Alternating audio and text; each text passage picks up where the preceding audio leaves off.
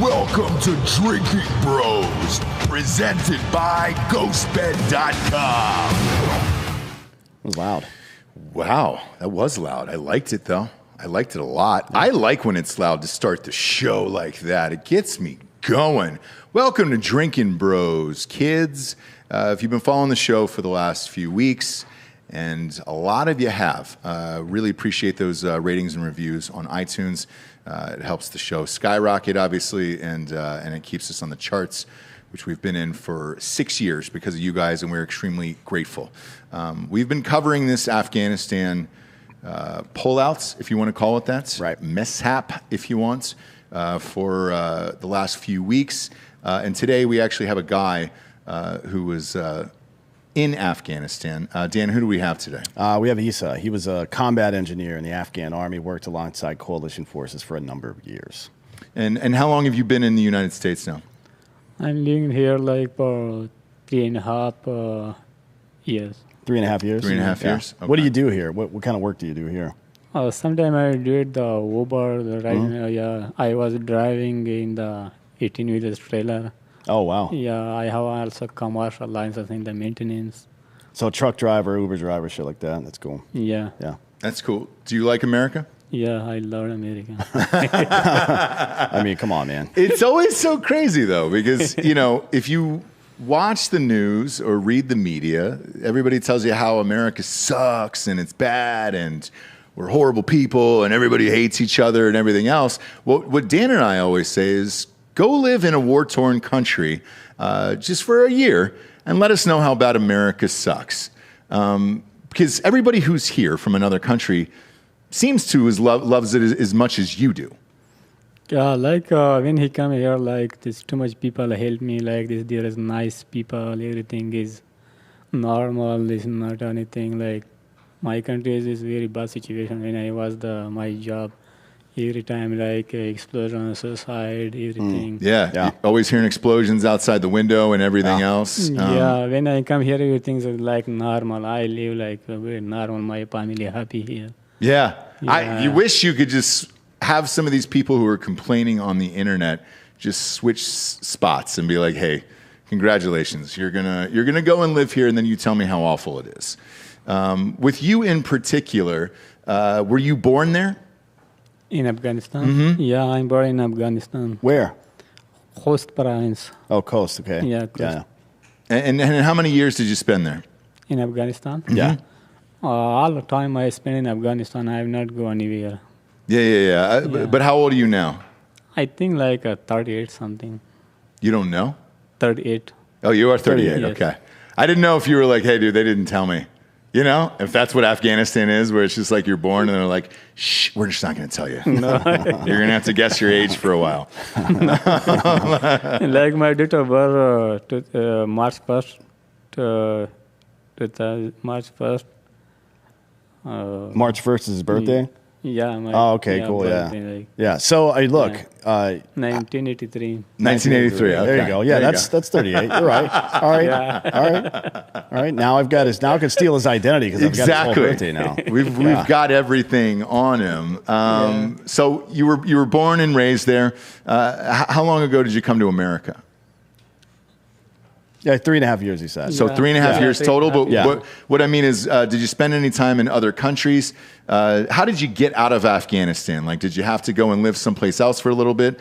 Or what was the circumstance that brought you to America from Afghanistan? Like when I was working the USA Army, they gave a special visa for me. I come here, my friend gave the address like that. And it's very nice. So you and your family, your wife, kids came over here 3.5 years ago on an SIV.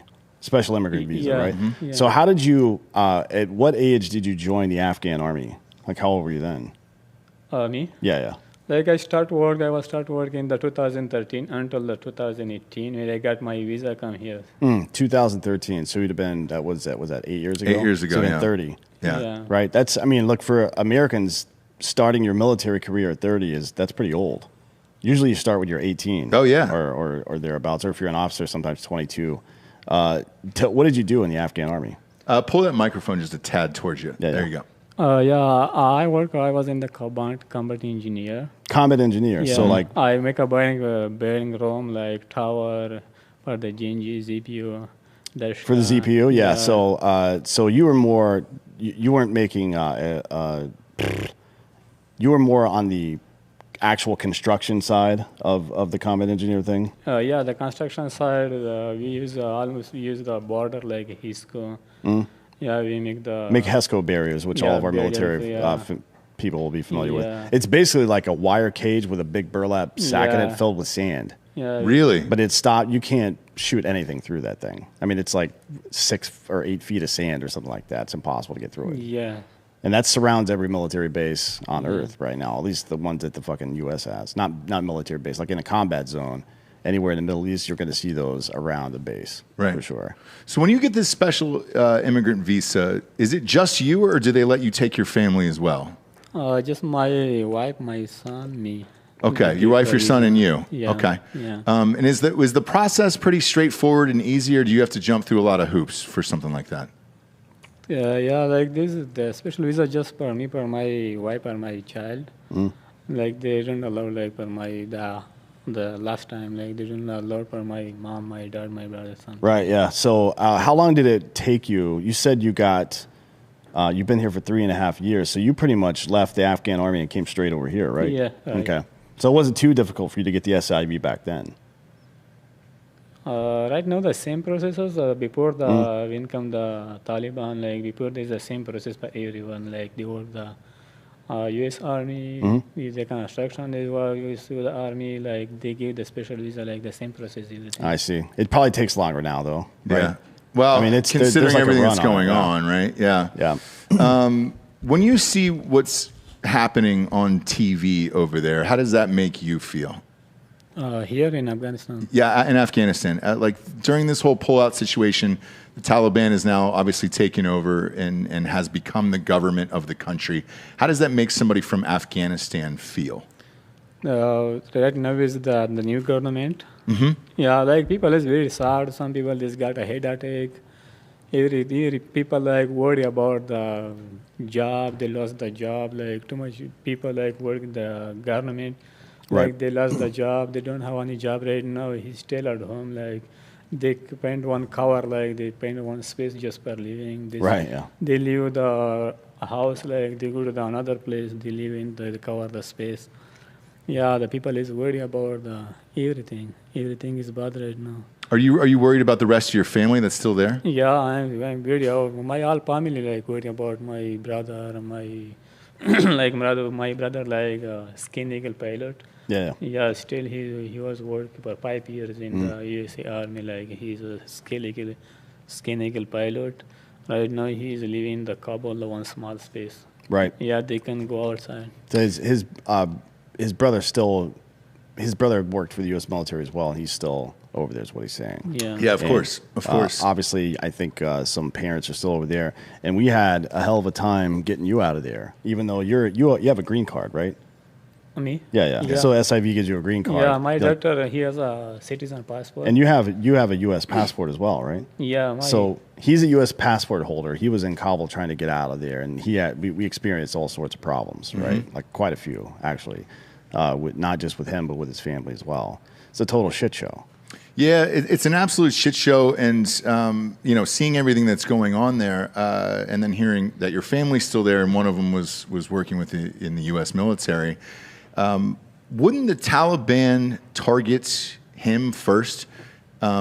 Anybody working with the U.S., isn't that the first people that the Taliban is probably going to go after once we are out of that country? And by all accounts, I think we are out. Are they doing any more missions over there? Like, do you know of, Dan? Or are we completely removed from Kabul? And There's some all that stuff going on over there, but nothing official, right? Which makes it a lot more difficult. We've said this ad nauseum at this point, but this administration has completely failed in every possible way at honoring the service and sacrifice, not only of its own countrymen, but people who have assisted us for decades now in war, left them and their families there. You know what I mean? It's pathetic. This is you can tell what you need to know about a leadership of a country and how they treat the people that need their help the most, right? Mm-hmm. And the people that have given everything to the country and what that country does in return for them. You know what I mean? Once the giving is done. So I've got, I have nothing left to give at this point, right? So what are you doing for me now that I've spent 20 years of my life or whatever, however long it was, for these people, giving everything to you? And right now the U.S. government's basically saying, go fuck yourself. You know what I mean? The good thing to remember is that the people are not their government. Mm-hmm. You know what I mean? Like he's sitting here because Americans helped him get out. So it's not, this isn't to denigrate America, is to say that the administration is pathetic, right? Yeah. I think most people would agree about that. Have you talked to your brother recently? Yeah. And what does he tell you about what's going on? Like, is he scared for your family? Oh, yeah, like he's scared. He's not go outside. He's living in the one small space during the night and days. How do you get food? Do you send somebody else for that? Yeah, some my friend he help for the port for the something like one my mother brother. Mm-hmm. He's live close with my brother. Like they help everything. God damn it, that's awful. And how long has he worked for the U.S. military? 5 years. 5 years. Yeah.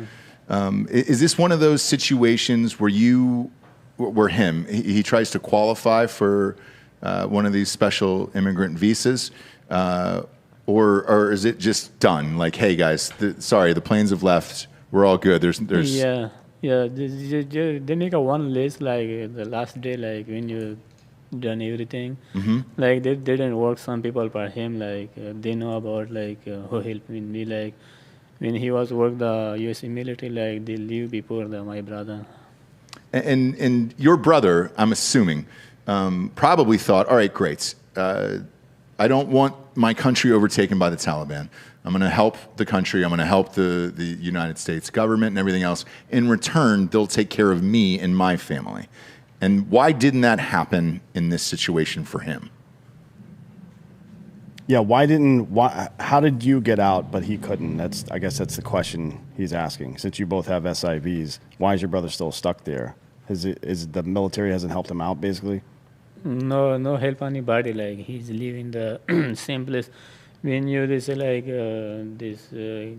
new government, mm-hmm. like this time, my brother he's on vacation.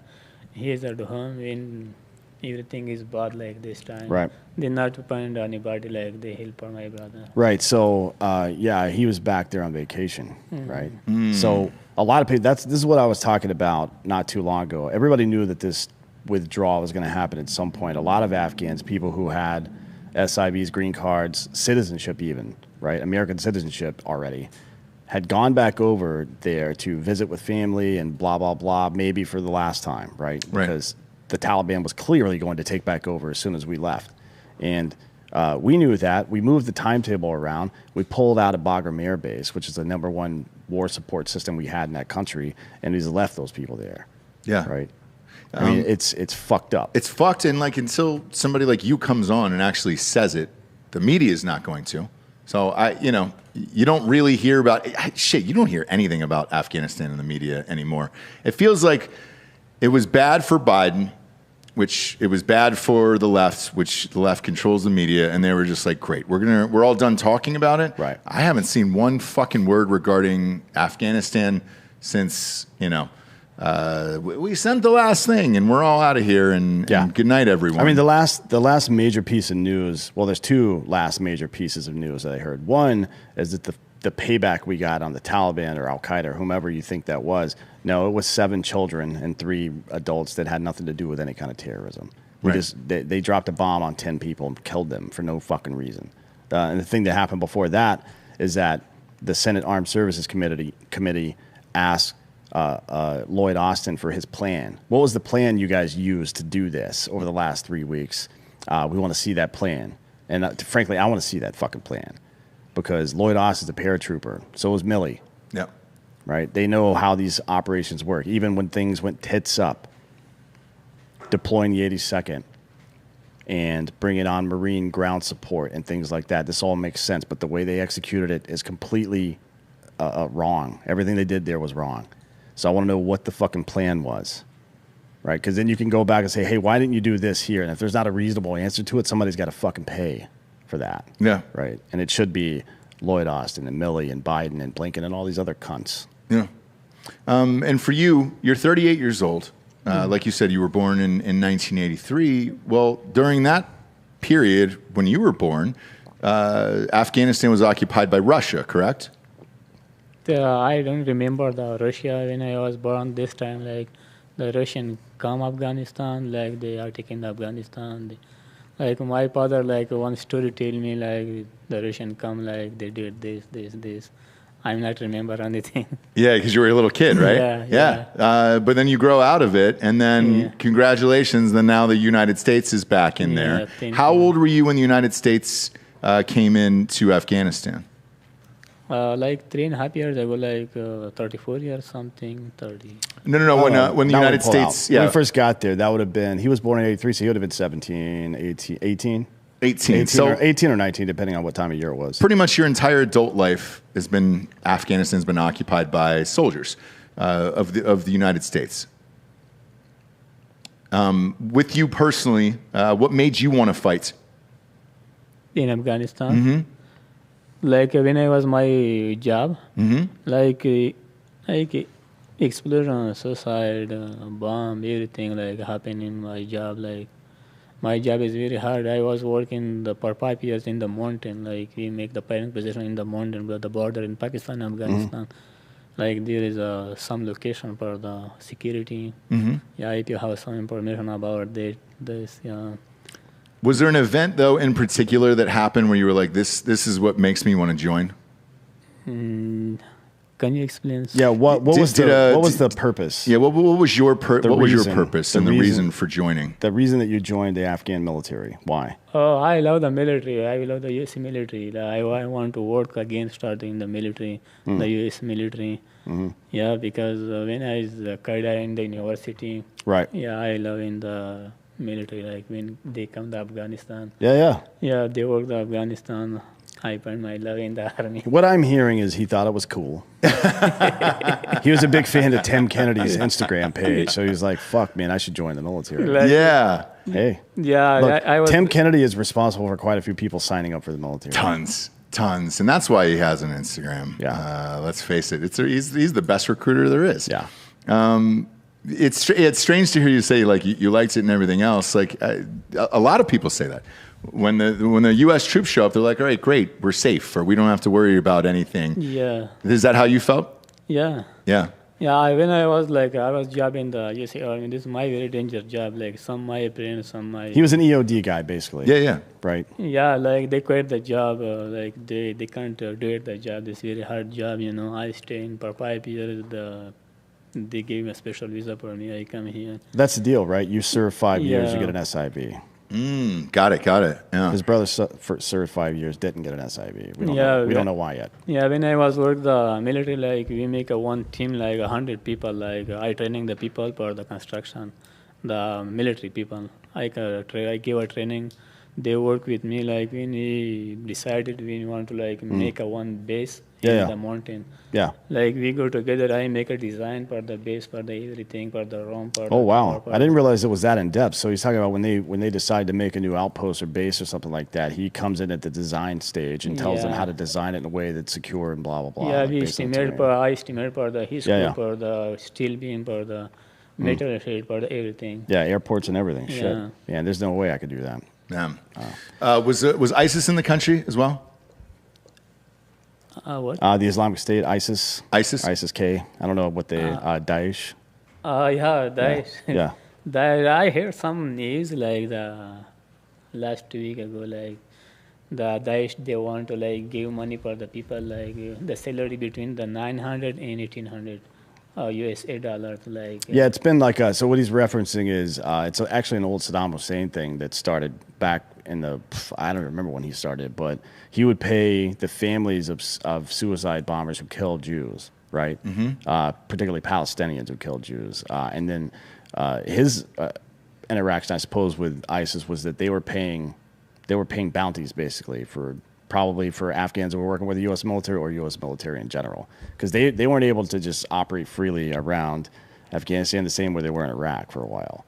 You know what I mean? Yeah. Things were much different there than they were in Iraq. So I think they probably dealt more with local Taliban people, you know, than ISIS at that point. But now we're seeing them make a comeback. I mean, all these people that make up ISIS-K that are running around Afghanistan now, they were all in a prison, and the Taliban are the ones that let them out. Mm-hmm. Like, they freed these people from prison, including the guy who suicide bombed our fucking base. Yeah.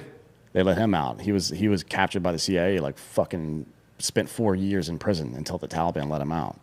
So, yeah. And they're now running the country, Yeah. so I'm sure everything's going to be fine.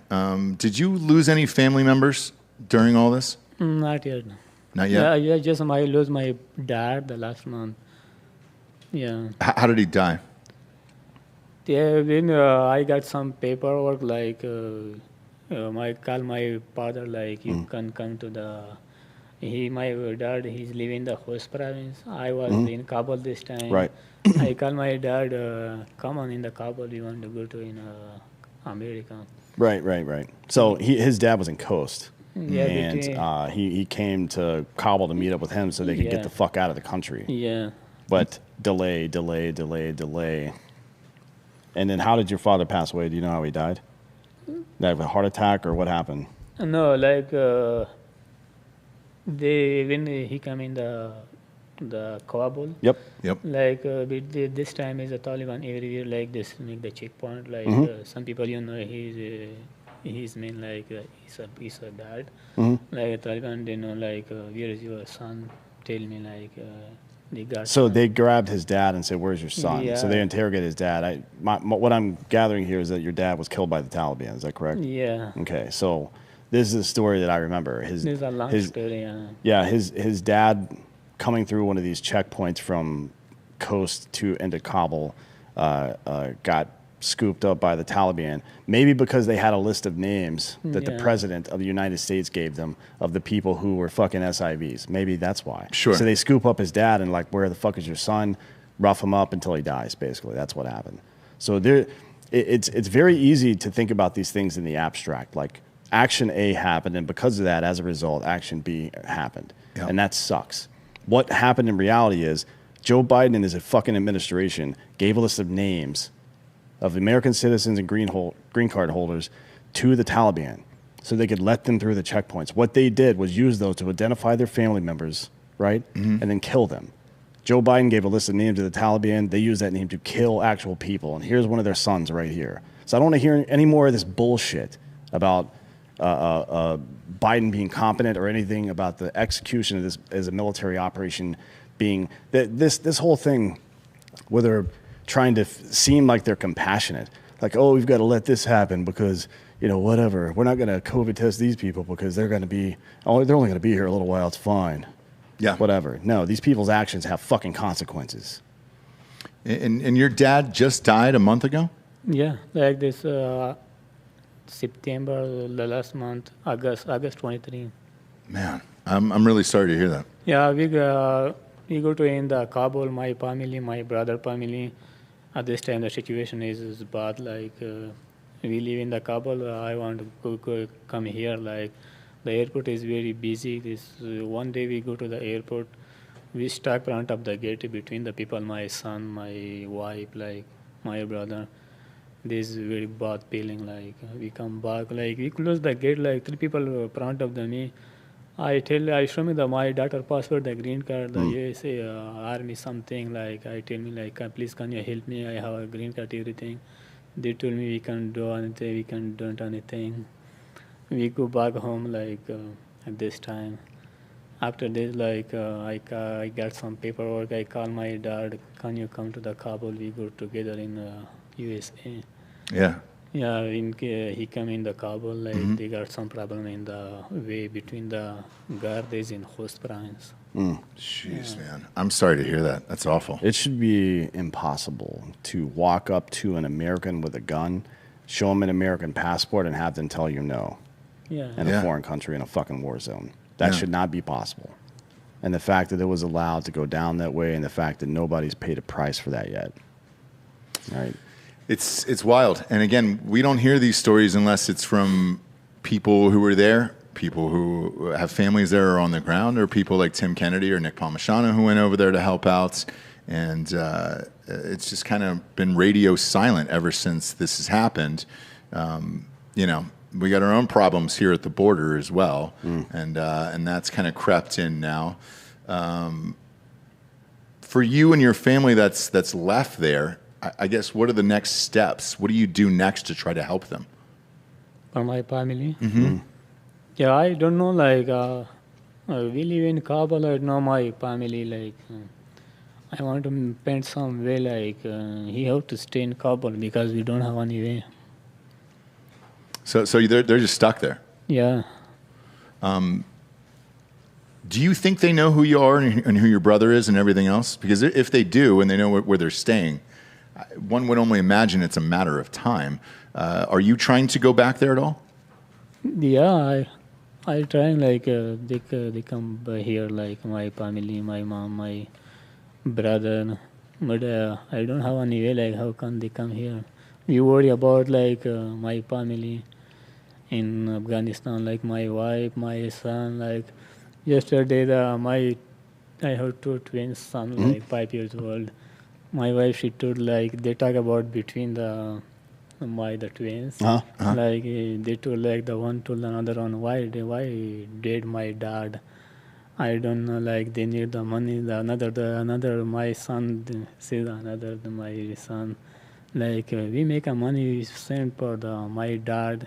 We put in the what is the call, like, we put in the, I forgot me, like, we hope you, like, my dad is wake up again. Yeah. Man. Yeah, it sucks. I'm sorry. 2 5-year-olds too. So you were you were stuck in around the Kabul airport for a while, right? With your wife and 2 kids? Like, you guys were stuck somewhere around the airport for a while? Yeah, the north gate, we stuck in the east gate. East gate? Yeah. And you just like kind of sitting there for what, 2 weeks with the same clothes on and shit? Yeah. My God, man. And did they give you anything for food or water? Like, were they handing out food and water? We bought something, like, in the store, like, close the store in the airport. Yeah, sometime, like, we come back during the day, like, we live in the front of the airport gate, like, we try to find some way. But it's very hard for me, like, all my child is scared. They can't, like, this stuck in the rush, like, too much people. Yeah, like, the Taliban is shooting every time, like, my son is crying. Yeah. Yeah, this is a very bad situation. Did you have any cover or shelter? Like, because I imagine it was probably pretty hot. What's the temperature like over there? Temperature, like, 80 something. Okay. Yeah. Yeah, because I wondered, because, you know, the shots that we saw from Tim Kennedy and Nick Palmisano on Instagram and everything, it didn't look like there was any shade or any cover. No. Yeah, you were just kind of out there for 2 weeks, hoping to get in on the other side of the gate to get a flight to America. Yeah. So what do you do at that point? What do all those people do? You just kind of sleep there on the ground and just try to... Yeah, too much people sleep the ground, like, behind the tea wall, behind the tree, the small tree. These people live, like, too much people, they sleep over there. Holy shit. When you check the video, you see everything. Man, and by your estimate, how many people do you think were there trying to get in? Like, too much people. What do you think? Definitely too many. But 10,000, 20,000? Yeah, I think 5,000, 6,000 people on the one gate. Just on the one gate? Yeah, 5,000, 6,000 in the another gate. Like, too much people. Yeah. They all people, they don't have some people, like, they come, like, they come without the visa, everything. They don't have a job. Anything, the American people, they saw loud, but these people, when the people is like, they have a green card, a passport, something, they stuck still in Afghanistan. Oh, they're still stuck there. Yeah, some people come here, like, they don't have anything. They don't have a job, and they're not working in the USA Army, they're not working in the office, like, just they come through, like, here. Without the green card, the paperwork, they don't have anything. Yeah, there's not a whole lot of plan for people, even the ones, so there's people over there with green cards and passports still, right? But also, once people get here, there's no real plan to do anything with them, right? Unless they already had a job before they got over here, which is unlikely. It's not unlikely. It's just uncommon. There are groups like Save Our Allies, Tem and Sarah Berardo and Nick and those people, and Chad Robichaux who are doing something about this. They're raising money for these people, right? Because they're going to need something to get started. Nobody could start from zero in this world anymore. That just doesn't. What are you going to do? Go fucking farm something? What the fuck are you going to do? You know what I mean? Yeah. So not only are these people fucking dealing with the recent trauma, and they still have families stuck over there. Now they need help getting back up on their feet. And look, I don't think there's anybody more deserving of our help than people that have helped us. Clearly, you would think that would make sense, but it's not coming from anywhere. There's no plan with any of this shit. And it doesn't sound like there's a plan to go back at all. No. What would that even look like? The plan, if you recall, the plan clearly, if you listen to Blinken and take into consideration the list that was provided to the Taliban, that was the plan, to have the Taliban scoop these people up as they're coming through checkpoints and then deliver them to us. Yeah. Now, that hasn't happened. No. As a matter of fact, they've been torturing, sometimes to death, the parents or family members of these people. So your plan's failed. What's the plan now? What are you going to do? Send in a JSOC on a fucking hot operation to get these people? That's not going to happen, man. No. Not at this point. It's crazy. And forgive me, we have some advertisers who pay for the show to be on the air. So I'm going to read those very quickly here. Ghostbed.com/Drinkin Bros. 40% off everything on the bundle sale, 30% off and any individual item in the store. And all you have to do is use the promo code Drinkin Bros at checkout. As always, they got a 36-month pay-as-you-go program. No interest there at ghostbed.com/Drinkin Bros. And if you have decent credits, you can couple all those deals together and walk out of there with a new mattress set from $35 to $38 a month at ghostbed.com/Drinkin Bros. Next up is Amazon Music. This one is going to be amazon.com/Drinkin Bros. We made it, Mom. We made it. Alexa, play Drinkin Bros podcast is all you have to scream out, and that'll play through the house. I would not recommend it around children. Look, if you're listening to this, you love podcasts, and Amazon Music has over 10 million free podcast episodes to listen to. But they have more than podcasts. They've got thousands of music stations and top playlists to stream for free. No matter what you're listening to, you can go hands-free with Alexa, which I chatted about earlier because I love it. If you're like me and you want your music on demand and ad-free, you got to try Amazon Music Unlimited. That gives you unlimited access to over 75 million songs, as well as podcasts, music videos, and more. With Amazon Music Unlimited, you can listen to any song anywhere with unlimited skips, which is great. Looking at you, SoundCloud, who I hate. Can't do that there or on Pandora. Now, if you've never tried Amazon Music Unlimited, here's a great time. For a limited time, new customers can try Amazon Music Unlimited free for 30 days. No credit card required. Just go to amazonmusic.com/Drinkin Bros. That is amazon.com/Drinkin Bros to try Amazon Music Unlimited free for 30 days. Amazon.com/Drinkin Bros. Renews automatically. Cancel anytime. Terms apply. Do you guys have Amazon over in Afghanistan? No. No. I always wonder, because here we think Amazon's taking over the world or Apple's taking over the world. Yeah, you have an iPhone here, though. Yeah. Is that the new one? Did you get the new one? Yeah. Well, it's not the new one's not out until like 2 weeks from now. No, it is. I ordered it. Yeah, but you can't get it in your hand until the first week of October. Oh, well, I got the terabyte one. Unless you're like LeBron James or something. Didn't he leak the last one accidentally? Yeah, he did. He did. But you've got the new one. Yours is lighting up right now as we speak. How many times throughout the week do you talk to your family over there? In Afghanistan? Every night. When I have a free time, I talk to every night. Every single night? Yeah. Is it pretty easy to get a hold of them? Because one would worry, I guess, that the Taliban would either try to cut the phone lines or the internet. Because I heard that was going to be a thing. Do you guys have internet over there? Yeah, the internet is there. They have internet, but this very slow. Sometimes work, sometimes not working. Yeah. Kind of like this office sometimes. Yeah. We never know. Wow. We never know. I guess overall, in the grand scheme of things, what is the hopes that you'll get them out of there and to America safely with them all alive? Can you explain, please? I'm not understanding. No, sure. With your family, do you think it is possible for them to come to the United States and join you? Yeah. You do. So you're still hopeful, even though we've left. Like, what does the airport look like? Is there still flights in and out?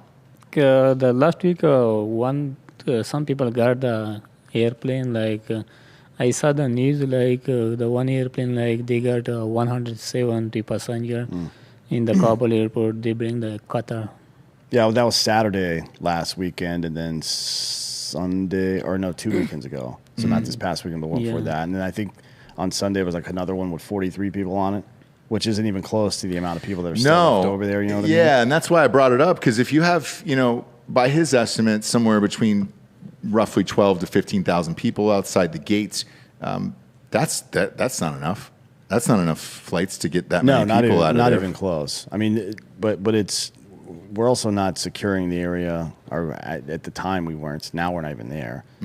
So none of it made any sense. The way it was done from a military perspective made no sense. From a humanitarian perspective, it made no sense. From a perspective of that is a hotbed and has been for 60 years for a very specific reason because of the way oil flows through it, from north to south, and the rare earth minerals that it sits on top of. It's a very coveted piece of land, and whomever it is you are in the world, if you want to be a major player, you're going to have to do business with whomever's in charge of that country in some way or another. And if these are diplomatic actions taken to soften our position towards the Taliban, that was a fucking mistake. Yeah. You see what China and Russia did? China came in and told them to go fuck themselves, and Russia was conducting military exercises the entire time right across the border to Tajikistan. You know what I mean? Or in whatever the fuck it is. Everybody else was demonstrating strength while Afghanistan was collapsing, and the U.S. was walking around shooting its gun in the air accidentally like Barney fucking Fife. And I don't mean the U.S. service member. I mean these assholes in Washington. Right. You know what I mean? And this speech that Biden gave today at the UN, are you fucking kidding me with this guy? Like, he's basically trying to make the case for soft authoritarianism. We got to get people in line, man. Yeah. Yeah. We can do this if you guys just take another knee. I know you're on one knee. Get on both knees, and then we could do this. Like, fuck you, old man. How about that? Yeah. Like, I've seen what you do to the people who are fucking counting on you. You know what I mean? Right here. Yeah. Fuck that. I don't know how any of this is going to fucking work. I mean, because look, the Taliban was there last time. When you take over a government of a country, but you don't have a real plan or anything else, you certainly don't have a vote. Yeah. You don't get to go out and vote. Why do they want to keep people in the country is what I don't understand. Because everything that I read and saw, they were worried about Afghans fleeing to other countries or trying to escape. Why does the Taliban want to keep them there? They don't want to go to the our side in the Afghanistan, the Taliban. They I don't know about the issues, but they don't want to allow the people they go outside. Why? It probably makes them look weak, I guess. I mean, there's been a huge refugee camp, for lack of a better phrase, right across the Pakistan border forever. I don't know, since the Russians got there in the 70s. You know what I mean? It's been there for a very, very long time, since before the siege of Kos and all that stuff that went on for like almost a full decade. But you're right. They have no idea how to govern. That's what he was talking about in the beginning. One of the primary concerns, we think about this in terms of life and death, but these are people that are kind of used to conflict a little bit. So their measure for what's fucked up and what's not is really a lot higher than ours. Yeah. But at the end of the day, it comes down to the same stuff that everybody else on Earth has to deal with. How do I provide for my family? And if a government is unstable, if the jobs are all going away, like he said, then people can't even work. There's no amount of work you can do to actually feed your family at that point. it's fucked. It's not great. That's why we're sending them billions and billions of dollars. Yeah, and it's going to be a total nightmare. Yeah. And, according to, and I can't believe this was posted today, but they're saying Biden's overall job approval is at 50%. Now, wasn't it at 37 just a week ago? If you look on 538 right now, it's at like 39. It's at 39, okay. Think, or something like that. So this, I mean, look, this is on Drudge Report. Or it was. This is on Drudge Report here, this article. This is from the American Research Group. And the latest survey here is saying in August, 49% of Americans approved of the way that Biden was handling his job as president, 46% disapproved. When it comes to Biden's handling of the economy, it's saying 52% of Americans approve, 43 disapprove. And when it comes to the coronavirus outbreak, 59% of Americans approve. But they don't have anything about the way he handled. This is that group is rated as a C+ on 538. Obviously, it's 538. Take it with a grain of salt, but they don't think necessarily very highly of their methods. And explain to the audience what that means as a C+. So they just don't like the methods, and then they grade these scales based on that. Yes. For all of these polls, all the polls are weighted based on what they view them, and then you can still be like, "Well, I don't trust 538's methodology," and that's fine. But to give some perspective, the Rasmussen report poll, and Rasmussen's conservative, they give them a B. Okay. So Fox News has an A. Yeah, it's Fox and somebody else combined, I think. But yeah, they have a high rating. That's weird. Anyway, C+ is like about as low as it gets. I mean, they have like I see a CD and BC, but it's C. If you're a C, you're pretty shitty. They won't. I mean, you don't get included lower than a C. Man, well, congratulations to them. And then there's a new report here on Reuters. Is it Reuters or Reuters? Reuter. There we go. There, I knew you would know. Although I'm not sure that makes any sense. No, it doesn't. Not the way it's spelled. What other? Is there any other word that starts REU and then it's a Roy? I don't believe so. Or is EU a diphthong that is OI? But this is breaking news here from the United Nations. They're saying the Taliban have asked to address world leaders at the United Nations in New York this week. And they have nominated their Doha-based spokesman, Suhail Shaheen. Did I get that right? Suhail Shaheen? Yeah. Yeah. Afghan's UN ambassador and the Taliban foreign minister, Amir Khan Mutaki. Yeah, Mutaki. Yeah, man, I'm on fire today. Look at me, dude. I think this is the blacklist. I don't know, like, how can you work? Yeah. I don't know about this situation. Like all the Taliban leader in the blacklist, they got again like the government. Everything. Yeah, now they're the government. Yeah. Amin al-Haq. So weird. We've been talking about this also. Amin al-Haq, who was Osama bin Laden's personal security guard, is now just driving around in Afghanistan like it's no big deal. Are you fucking kidding me, dude? It's so it says here they've made the request in a letter to the UN Secretary General and is asked to speak during the annual high-level meeting of the General Assembly, which finishes on Monday. The move sets up a showdown with the UN ambassador in New York representing Afghanistan's government ousted last month. His name is Ghulam Isaki. Oh, Ghulam Ishaq. So that one I was really close on. No. Olam Asak? Yeah. Yeah, Ghulam Ishaq. And that was the former government that was there? Yeah. Yeah. Yeah. And so now the Taliban wants to go ahead and replace them. Does this happen? Because it says here the eventual UN acceptance of the ambassador of the Taliban would be an important step in the hardline Islamist group's bid for international recognition, which would help unlock badly needed funds for the cash-strapped Afghan economy. I mean, look, they are the government. At what point does anybody recognize it, and then what happens there? Like, what are the people in Afghanistan doing to recognize the Taliban as the government? Do they say, "Oh, we've got a new president"? Like, how's that conversation? They're going to start collecting taxes here pretty soon. Yeah, they have. You have to, right? Yeah. Because to run a country, you need to be funded. Yeah. Where is that money coming from? And you're saying that like grocery stores are still open? Yeah. Yeah. So businesses are still open and operating in Afghanistan. right now. Not yet. This the bank, everything is closed. Like, Oh, the banks are closed. yeah, the bank, the business is closed. Like everything is go down. So with everything closed down, what do you get the money from? And then how do these people survive and work? Yeah, the people that don't have a job. Like this is the first time will we see what happen the next 2 months, 3 months.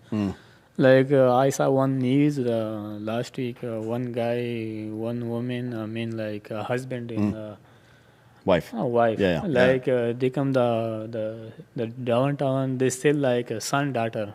They call like they pick up the son. Like I want to solve my son, my daughter. There's a small child. Oh my gosh. Yeah, they don't have money. They have to like sell the son. So daughter. you're saying that people are selling their children? Yeah. To the Taliban. Yeah, this time. And is it to? Pardon me. It's hard to talk about. Are they selling them as slaves? Are they selling them as soldiers, or is that to be No, used for sex, or what is it? What are they being sold for exactly? Yeah, like they don't have anything for the port, for the rent, like they need for the rent for the port. They don't have a money. They don't have a job. They lost the job. Like some people, like they sell the house items. Like they bring the downtown. They call like we want to sell like the house, like the chair or something. Oh yeah, yeah. Yeah. But when you're selling the children, what are the children being used for? Like the people, this some donation. The guy like they tell like you can go home. They give some money like in the downtown people. Okay, They help I the see. guy. But are there other children, child soldiers for the Taliban then?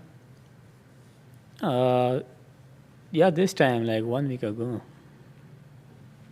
Okay, fucking A, man. Yeah, like there's too much people, men, women. They have a good job. Like they got a good money. Yeah. Like right now, they lost everything. The government just they give the big post. Like every year they call like mullah brother the government like for the desa pays mullah brother desa pays mullah everywhere mullah. Yeah. Mullah. Yeah, mullah. Yeah. It's. I mean, what's imagine right now if just the banks so we talked about this the other day. The Afghan banks closed down because they didn't want to run on the bank, which would collapse their banking system basically, right? Everybody would pull their money out, and there would be nothing left to pay off their debt. So they wouldn't even have enough paper currency to give out all the money. So at some point they would default. Right. The bank would, and it wouldn't ever recover. But I can't imagine. Honestly, right now, we would have to go to the mats, like literally. If the American banking system were to pull some shit like that, there would be all-out war in this country. There wouldn't be any other option. There wouldn't You know be what I any mean? other option, yeah. So I don't know what the expectation is for these guys, the Taliban. I guess, they have $89 billion or so of our military equipment. Yeah. They're going to start selling that shit. So I was just going to say, I'm looking at the comments here. Chris Beerworth is saying they put Hummers on eBay. That can't be. Is that Were real? left over. Bob, look it up. Look up Afghanistan Hummers on eBay for sale. I mean, I don't know if that's true. Aksa, I don't know how to pronounce that. He says, sell us army trucks to China. Well, that's what's going to happen. I mean, the best possible scenario is that these knuckleheads try to actually operate our equipment. Right. That's not going to work out for them, and it won't work out for them for very long if it does at all. Selling the equipment to China and Russia so they can reverse engineer it, that's a big problem. Yeah. Kreggers is saying drugs is the money there. Opium, brother. That was a online rumor that seems to be not true. Okay, that Taliban Yeah, I'm not sure. Who the stuff fuck on- is going to get on eBay and buy a Humvee anyways? I mean, look, if you could ship it here, just to have, it'd be fine. yeah, what's the shipping cost? How bad are the drugs there? How bad is the opium trade there? The drugs business. Yeah. Like the last government is too much the business, is the drug, like the people is business. I'm not sure about this government because I just still for some days in Kabul and come back. Does the climate there allow you to grow that many drugs? Yeah. It does. Yeah. Okay, yeah. I was watching a documentary a few weeks ago about the climate in Afghanistan. It seemed like there were poppy fields everywhere. Like, how prevalent were drugs in your everyday life in Afghanistan? This use like we call like a chars. I don't know how can it's called like marijuana. Seem like marijuana. Oh, okay. Like people is use too much this like this another drink. I'm not sure like some drink like very expensive. They not use like the expensive drinks. They use the cheaper some tablet like they call it Restore or something. Oh, like, yeah. Dan was talking about that tablet. Yeah. Yeah, like the tablet is very cheaper. Like when you eat like every day, like the people is almost like the 1 year and after the 2 years, like they lost everything, decreasing. Yeah. Yeah. From the drugs, you probably lose your teeth and all that other stuff, right? Yeah, like the tablet is very cheap in Afghanistan. You can buy everywhere. How much is it, you think? Like just like 1 cent. Just a penny for drugs? Yeah, it's very cheaper. Dan might be going to Afghanistan might have pretty to move soon. over there. Yeah, you might have to hop on down the bunny The trail. Taliban says now that they're gonna, or they said something towards the end of August about they're gonna ban the opium trade.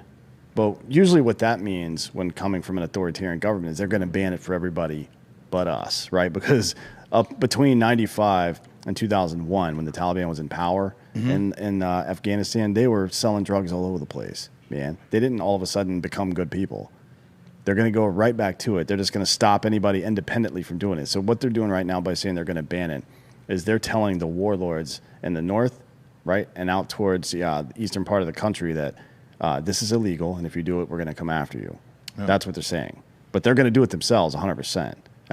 India just seized like $2 billion worth of fucking heroin from them. Yeah. Over the weekend, I think. So that shit's not going to stop, and that's going to be a big problem, right? Because you draw a lot of eyeballs. If they're trying to legitimize themselves on the national stage, being a state sponsor of both terrorism and the drug trade is not the best way to go about doing that. Right. I'm not sure what the plan on that is, but it's the Taliban. So. Issa is saying before 9/11, the Taliban was paid to get rid of all poppies, and they did, and heroin was way down.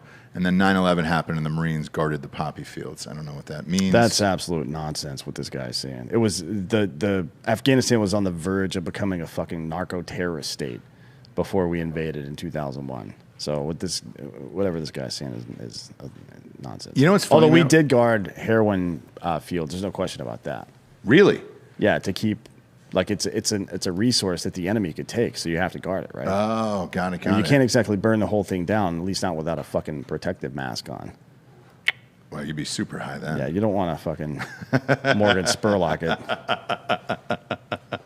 Yeah, it's funny. Whenever we do these shows, people will pop in that will be from the Middle East, and they'll have a different spin on it, where it's just like, no, America's the bad one here, and you guys were the ones doing all this crazy shit, and all of us, we're fine. We were fine over here. Yeah. Overall, looking back at it now, so we're out of the country. United States is out of the country. It's been 20 years now at this point of war. Was any of this worth it to the Afghan people? Yeah, like the American people, U.S. Army in Afghanistan for 20 years. Yeah. Yeah, like the people is like a little bit sad about the America, like this sign some construct like for the government, like Donald Trump, before the Donald Trump, like my government, Ashraf Ghani, they signed some paper, like the American, they told like the Ghani, we want to live for a long time in Afghanistan, we don't want to live in Afghanistan. Like right now people is sad about that, like this happened the one day everything, like they just take 2 days in all of Afghanistan, like they come the Taliban. Yeah, the people is worried about like this situation, like why happened this. Yeah, I just, part of me wonders, like, could you have your own government? I know they, like, who was it, Biden, that blamed the police over in Afghanistan and things like that. Would it be possible to have your own government there in Afghanistan, or was that always just a lost cause? No, like when the Khalilzad go to the Qatar, like they signed the paper between the Taliban, like this time is everybody sad about it, like why happened this, like the Taliban is not like strong Taliban just live. Couple Taliban live in the mountain. They did not come to the city somewhere. When you sign the Khalilzad between the Khalilzad and the Taliban, like after the Taliban is like this very strong. They got everything. Yeah, these are take everywhere. Like they got everything, like the weapons, heavy weapons, something, everything. Like they killed too much army. Like they support some country. I don't know. Like who support the Taliban? Like this very strong. The Taliban is paint the vision night. Like the vision night, they can paint everywhere. Like just they have the some country, Yeah. Like the Taliban, they got the vision night, everything. Yeah. Well, just to address this jackass in the chat, by the way. Sure. What you're saying is fucking stupid. Axa, whatever your name is, you're an idiot. Go read the link I just sent you, and you'll see exactly what. No, not after the U.S. invaded. So he's saying that the Taliban banned opium back in the day, and they're going to do it again. Like, no, they didn't. The fucking the Taliban's record. So when they took power, right, from the time they took power, or even if you just go from 98 to 2000, where they were in power the entire time, 41,000 hectares of opium fields to 64,000 by 2000, right? They also controlled the entire Helmand province, which produced 40% of the entire globe's fucking heroin. So you're stupid. What you said, stupid. Go fuck yourself. Thank you. Yeah, and again, when we do these shows and we have people who, like, remember when Hamidi Jassim was on? It was the same thing, man. A bunch of people got in the chat, and it was, death to America. I mean, why wouldn't you believe the Taliban's fucking talking points? They're usually pretty honest about stuff. They're going to have a more inclusive government that focuses primarily on climate change. Yeah. Man, to be fair, one of the main things in Handmaid's Tale is that Gilead is really into climate change. They're a green government. Oh, are they really? Yeah, it's really funny. Oh boy, That's good. So, look, man, you never know. And Bob, well, we can always count on you as a good Handmaid's Tale reference. We can always count on you for that, and we appreciate it. I fall asleep to it every night. Do you really? It's a weird thing to say. It's a weird thing to admit to in a room full of dudes. Yeah. To be honest, not that I don't love Ray Fiennes. He's a great actor. Fine actor. Of course. But that's weird. Yeah. And you should. Did they win anything for the Emmys, Bob? This is why don't care. I'm sure they did. This is why I think that it's a good idea that Delco is going to raise your child. Yeah. Honestly, I think that's appropriate. We got to get your kid out of the Handmaid's Tale. Yeah. I think we got to get all of ourselves out of the Handmaid's Tale. No, you're not. That we're living in right now. You've been falling asleep to it every night. Now you think it's real. Yeah, because we're having a real conversation about goddamn Afghanistan, and you brought up a Handmaid's Tale. I'm taking Rob's kid, and all we're gonna watch is Spike TV. Oh yeah, dude! It doesn't exist. The but kid's you like can get chugging. everything. He's like chugging Monster Energy drink the whole time, smashing his hand and punching his wife in the face. Was that Mountain State? Was that the? Oh yeah, what was Blue that? Mountain State. Blue Mountain State. Yeah. Blue Mountain State. Romansky. That's right. We actually we hung out with Romansky once at a bar. Oh really? Was he fun or no? He was a fun guy. All right. Was he wearing the same uniform or The the costume? Yeah, you wouldn't be able to recognize him otherwise, right? Sammy the Goat. Yeah. Yeah. You wouldn't be able to recognize him in real life. Sammy Is what the we're Goat. saying. That's good. I might do that for Halloween. Maybe. Figure it out. Either way, are you a big Blue Mountain State guy? Totally kidding. Could you imagine if he was and he was like, I've never missed an episode. Yeah, that would love be really it. funny. I love it. Now is the point in the show we get to the Drinkin' Bro of the week, which is someone who has inspired you or helped you become the person you are today. This one I actually want to give out to Lloyd Burke on the show. So as you know, we bought new offices and we're looking to redesign and all that other stuff. We've got to go through the permits and building process for all of that. Lloyd, even though he is out of state, volunteered to pull all the permits in Austin. He's been working with Jessica. So we're going to give Jessica a shout out as well to work on these permits for the new building and everything else. And he did say, Lloyd said, you guys got lucky. The ETJ thing is real, and you can build pretty quickly on that. So shout out to Lloyd. He's been pulling all the permits from us from another states and helping out. And he might be down here in Austin. I said, look, if you want the gig, you can have the gig. We're going to build a bunch of weird shit. Yeah, I was like, you can have it, Lloyd. I might put a Ferris wheel out there. I don't know yet. We've discussed AstroTurf and all of it in the entire office, and then possibly painting a Drinkin' Bros logo in the middle for a football field and all that. I'm switching my pubes out for AstroTurf. Be great. Yeah. The just go all surgery green. is rough, but after I think I'm pretty much set for life. It's just carpet at that point. Yeah. So yeah, you can just vacuum it, or you can leave some leaves on there if you want. Little Roomba. Yeah, why not? Just lie down and let it roll over the top of me. Why not? Look, thank you for being here today. I know this was a difficult conversation to have, but we greatly appreciate it because, again, unless we bring people who are in on the show who are actually there or over there throughout this process, like none of us have any idea. So thank you for your time today, and we greatly appreciate you being here on the show, and I hope your family gets out of there safely. So please let us know. And is there any way, a bunch of listeners were asking, is there any way that they can help out? No. Can you explain, please? Yeah, does he have like a fucking GoFundMe or something? Yeah, is there a Or is there anything GoFundMe set up or, like that that we can link to? What's Yeah, the best Hi, way? sorry. Is Saved Allies the best way? I've just kind of been collecting funds from family and friends. Okay. I could set something up. I think right now, from my understanding, is you can pay the Taliban. Excuse me. You can pay the Taliban off to get your family through the airport. So, I mean, I think if we raise any funds, it would be for that reason. Is that for real? Issa. You can actually pay the Taliban to get your family out of the country? Is that real? I have another friend over there who was paying $2,000 a family member to get them through recently. Yeah, we've heard that as well. Numerous times. Yeah. It's crazy because you hear that as like, and especially as like a civilian, I've never been over there. I have Yeah. no idea, but to hear that out loud, you just pay $2,000 to get a person out of there is. Yeah, I mean, it's like your sock money when you go down to Mexico, right? You know you're going to get Jesus. pulled over and shaken down at some point. Yeah. It's all a shakedown. Yeah, we had to do that for a buddy of mine in college. So, again, thank you for being here today. We greatly appreciate it. And for D'Anthony Holloway, I'm Ross Patterson.